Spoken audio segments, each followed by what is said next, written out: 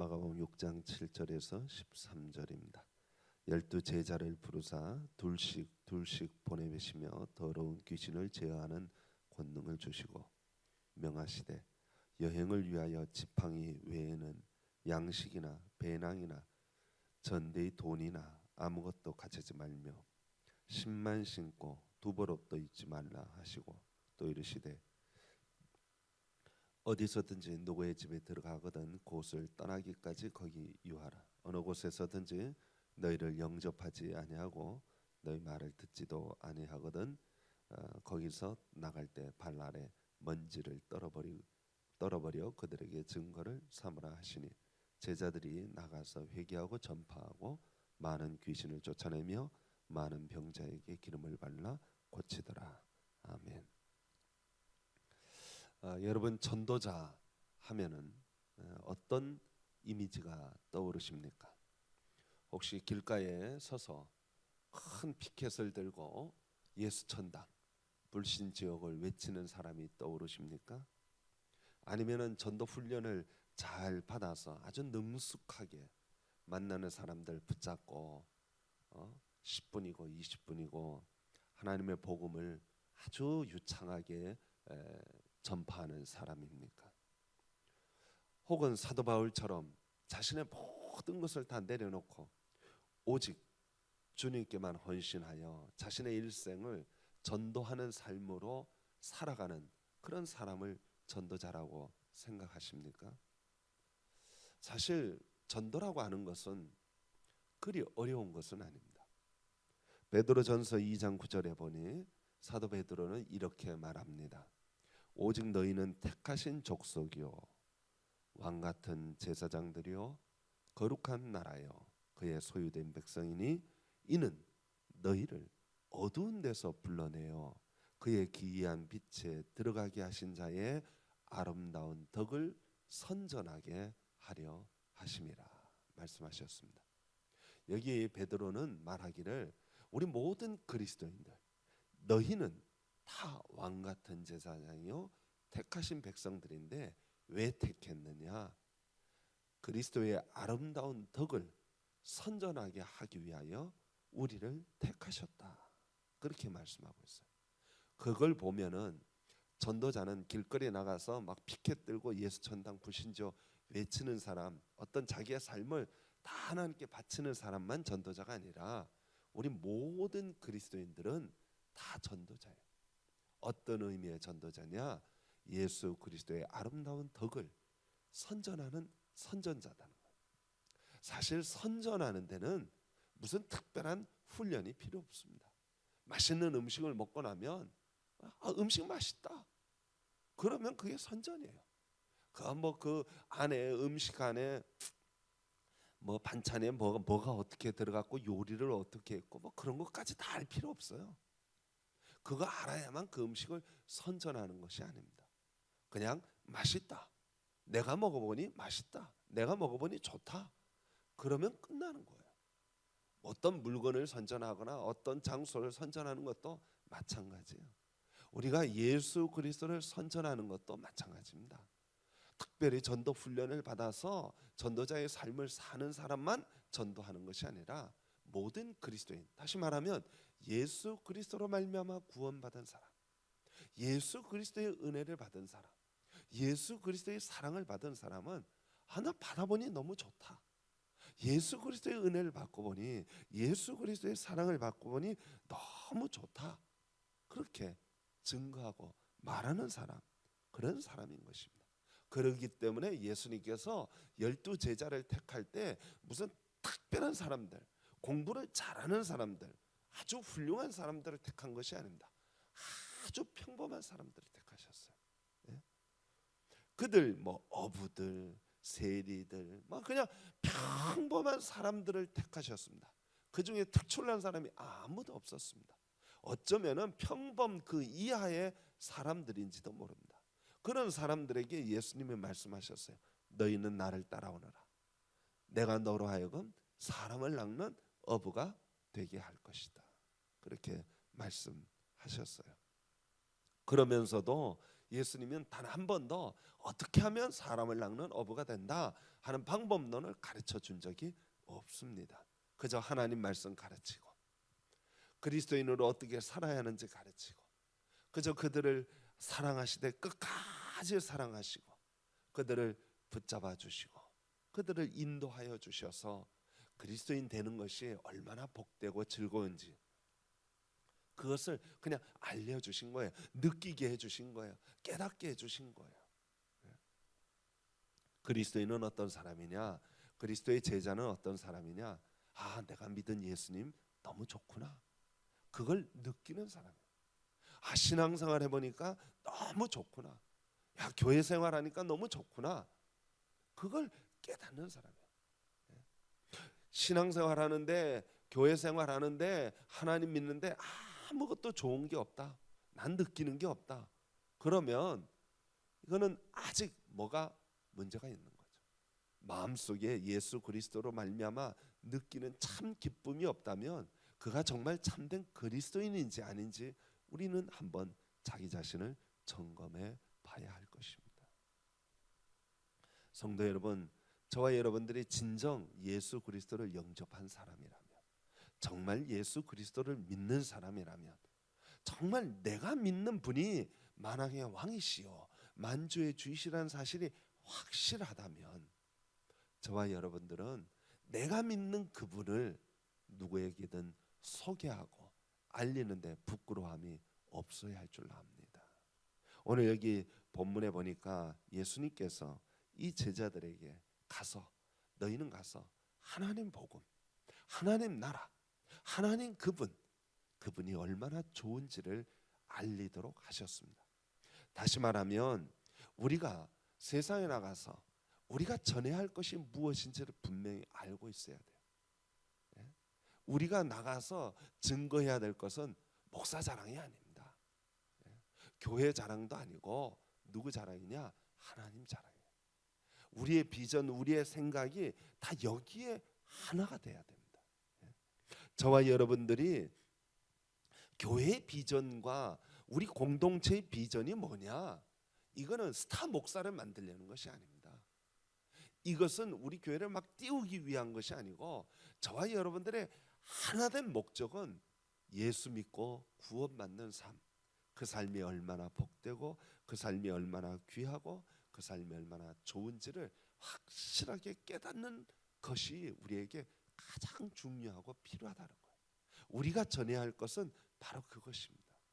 예수님께서 12 제자를 택하시고 그 제자들에게 훈련시킨 것은 다른 것이 아닙니다. 그들에게 훈련시킨 것은 오직 그리스도는 메시아다. 그거 하나입니다. 그래서 그 제자들이 나가서 전한 게 아주 간단해요. 와 봐라. 와 봐라. 그 말 한마디였어요. 무슨 특별한 것들이 아니었던 것입니다. 오늘 여기 본문에 보니까 이 제자들을 둘씩 짝을 지어서 보내는 것을 볼 수 있습니다. 7절 말씀에 보니까 12 제자를 부르사 둘씩 보내시며 더러운 귀신을 제어하는 권능을 주셨다 그랬어요. 전도할 때 예수님은 꼭 둘씩 짝을 지어서 보냈던 것을 볼 수 있습니다. 둘은 서로 격려하고 서로 위로하고 서로 함께 일을 해 나가라는 뜻이기도 합니다. 예수님이 제자 중에 항상 이렇게 콤비를 이루는 것을 볼 수 있습니다. 베드로와 안드레, 야고보와 요한 이렇게 둘씩 딱딱 짝을 지어 주는 것을 볼 수 있어요. 예를 들어서 베드로와 안드레 정말 환상의 짝꿍이에요. 형제이기 때문에 더욱더 그래요. 그런데 늘 보면은 안드레는 누구를 중재하는 역할을 잘해요. 이렇게 서로 만나게 해주거나 소개해주는 역할을 잘해요. 베드로는 그거 또 굉장히 급한 성격이 있어서 과감한 결단력이 있고 그런 성미가 급한 성격을 가지고 있습니다. 이 두 사람이 짝을 이루는 것을 볼 수 있어요. 야고보와 요한도 역시 마찬가지예요. 그렇게 서로 마음 맞는 사람을 짝을 지어서 서로 함께 전도하게 하고 함께 신앙생활 하게 했던 것입니다. 여러분 신앙은 개인주의가 아닙니다. 어떤 사람들은 신앙생활을 그냥 개인주의로 신앙생활하는 분이 있어요. 교회 와서 예배드리고 아무하고도 인사 안 하고 그냥 속 빠져나가는 거예요. 나만 예수 잘 믿으면 됐지라고 생각하는 사람들이 있어요. 여러분, 우리의 신앙은 공동체적인 신앙입니다. 우리는 교회에서 신앙생활하는 것입니다. 우리는 함께 신앙생활하는 거예요. 우리가 하늘나라에 올라가면 하나님의 한 가족이 되어지는 것입니다. 그저 나만 예수 믿고 나만 구원받고 나만 잘되고 이런 아주 지극히 개인주의적인 생각은 버려야 합니다. 신앙생활은 공동체적 신앙생활이에요. 기도도 같이 하는 거예요. 어려운 일이 있으면, 힘든 일이 있고 괴로운 일이 있으면 함께 내놓고 서로 위로하고 서로 기도하고, 전도도 마찬가지예요. 같이 하는 겁니다. 같이 하는 거예요. 함께 하는 것입니다. 교회는 바로 그러한 공동체가 되어지는 거예요. 우리가 오늘 전교인 전도의 날로 정했습니다. 그것은 뭐냐? 우리 전 교인이 함께 한 마음으로 한 가지 비전을 가지고 하나로 뭉쳐 보자는 거예요.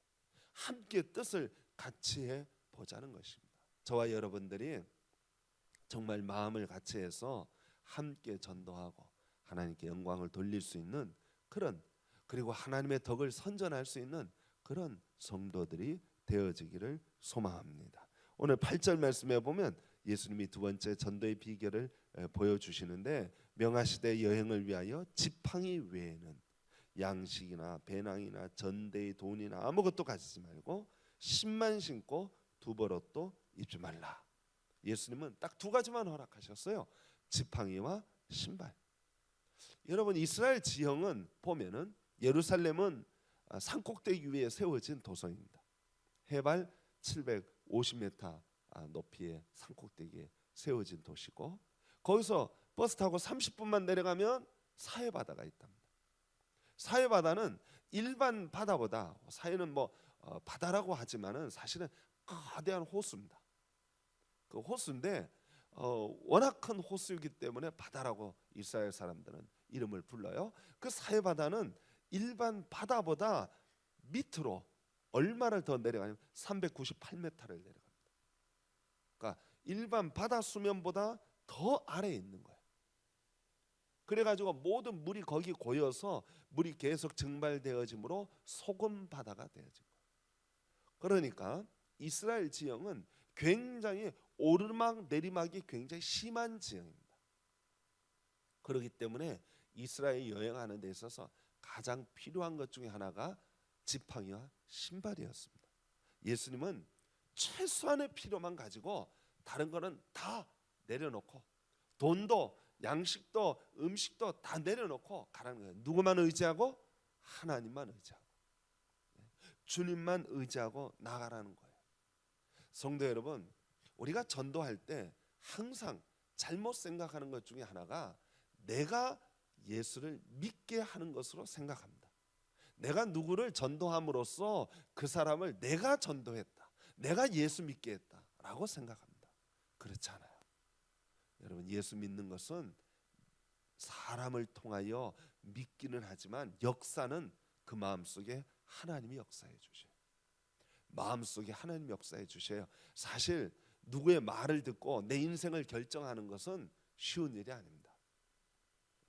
누구의 말을 듣고 내가 내 인생의 내 영혼을 결정하는 것은 결코 쉬운 일이 아닙니다. 그것은 그 어떤 사람도 말만 듣고 내 영생하는 삶에 대한 결정을 한다는 것 자체가 어리석은 일이기도 합니다. 그래서 하나님은 말씀하셨어요. 전도의 미련한 방법. 다시 말하면 전도는 사실은 안 되는 거예요. 전도는 말로 해가지고 되지 않아요. 요즘 흔히들 전화기에 가끔 모르는 전화가 걸려와요. 탁 들으면은 벌써 저기 어느 보험회사인데 좋은 보험 있어서 상품 있어서 소개해 주려고 합니다. 그럼 우리는 되게 어떻게 합니까?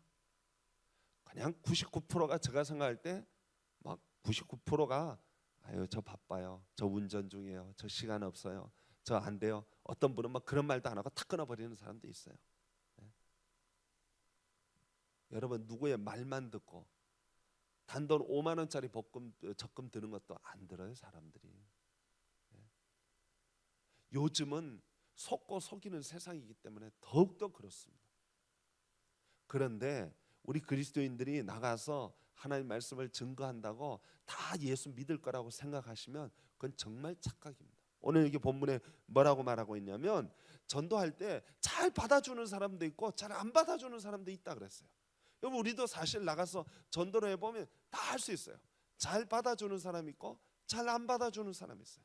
잘 받아주는 사람은 틀림없이 누구냐? 예수 잘 믿는 사람이에요.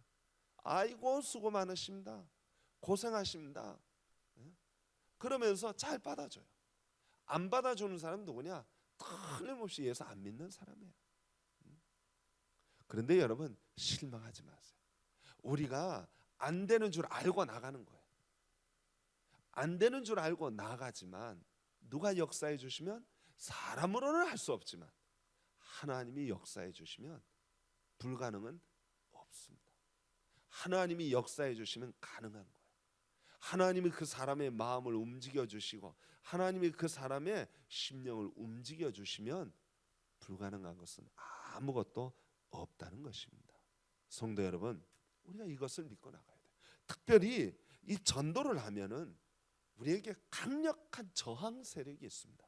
오늘 7절 말씀 보면 그런 말씀이 있어요. 12 제자를 부르사 둘씩 보내시며 더러운 귀신을 제어하는 권능을 주시고.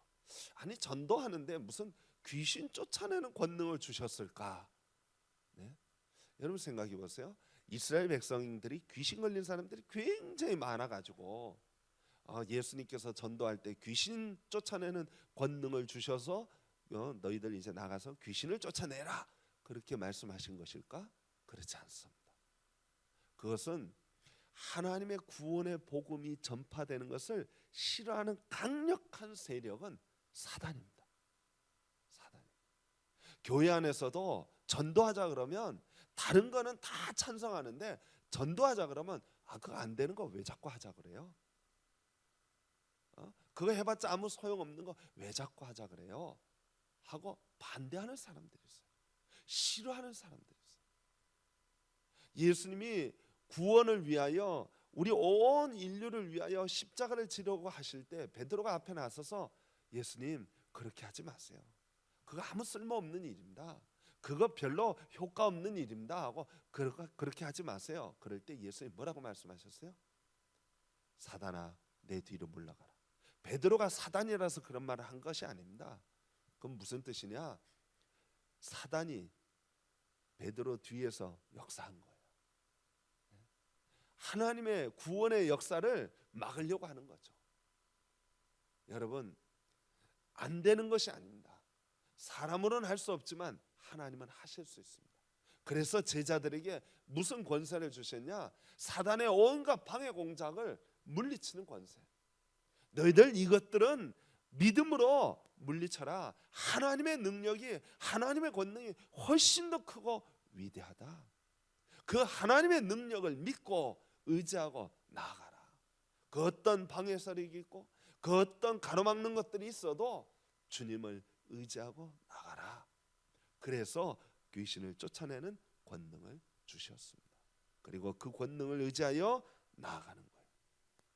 성도 여러분, 전도는 어떤 면에서 내가 하나님을 얼마나 신뢰하고 믿는가 하는 것을 보여주고 나타내는 하나의 표시이기도 합니다. 저는 그런 생각합니다. 천국에 올라가면 누가 과연 진짜 탑스타가 될 것인가? 영웅이 될 것인가? 요한계시록 20장 4절에 보니까 그런 말씀이 있어요. 내가 보좌들을 보니 거기에 앉은 자들이 있어 심판하는 권세를 받았더라. 또 내가 보니 예수를 증언함과라는 말은 전도하였다 하는 말이에요. 예수를 전도함과 하나님의 말씀 때문에 목배임을 당한 영혼들과 또 짐승과 그의 우상에 경배하지 아니하고 그들의 이마와 손에 그의 표를 받지 아니한 자들이 살아서 그리스도와 더불어 1000년 동안 왕노릇 하리라. 거기 분명히 그렇게 기록되어 있어요. 예수 그리스도를 증언한 사람, 예수 그리스도를 증거한 사람, 그 사람들이 하늘나라에서 왕노릇 할 것이다. 다니엘서 12장 3절에 보면 많은 사람을 옳은 대로 돌아오게 한 자는 하늘에 빛나는 별과 같이 될 것이다 말씀하셨어요. 성도 여러분, 하늘나라에서 영웅은 누굴까요? 교회에서 열심히 충성 봉사하신 분일까요? 물론 교회에서 열심히 충성 봉사하신 분도 상급 받을 줄 압니다. 상급 받을 거예요. 교회에서 열심히 나와서 헌신하고 이런 일 저런 일에 굳은 일 다 한 사람 물론 상급 받을 것입니다. 그러나 왕노릇하는 상급, 정말 하나님 보좌 우편에 앉아서 왕노릇하는 가장 좋은 상급은 예수 그리스도를 증언한 자들이에요. 예수 그리스도를 증거한 자들이에요. 저와 여러분들이 때를 얻든지 못 얻든지, 앉든지 일어서든지 들어오든지 나가든지 어느 때든지 예수 그리스도를 증언하고 선전하는, 증거하는 사람이 되어지기를 소망합니다. 좋은 음식점 하나 만나도요 얼마나 선전하는지 몰라요. 좋은 미장원을 만나도 얼마나 선전하는지 몰라요. 좋은 옷을 입어도 얼마나 선전하는지 몰라요.